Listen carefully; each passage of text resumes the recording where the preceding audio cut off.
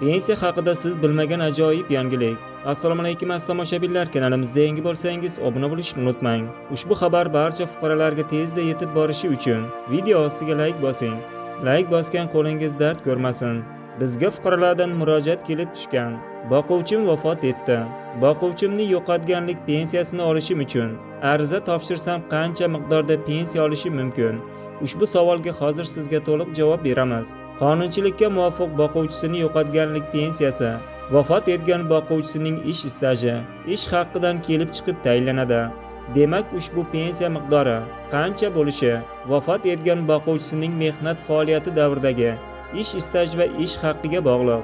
Bugungi kunda boquvchisini yo'qotganlik pensiyasining eng kam miqdori oyiga 820 ming so'm qilib belgilandi.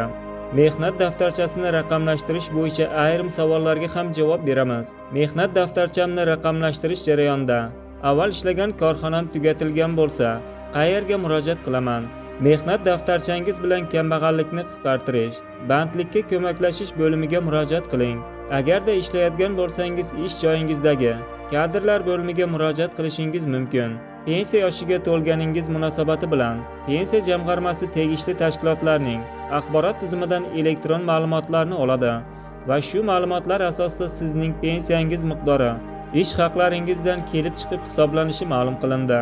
Bizning kanaldan uzoqlashmang. Pensiya haqida ajoyib yangiliklarni taqdim etamiz. Kommentariyada o'z fikringizni qoldiring.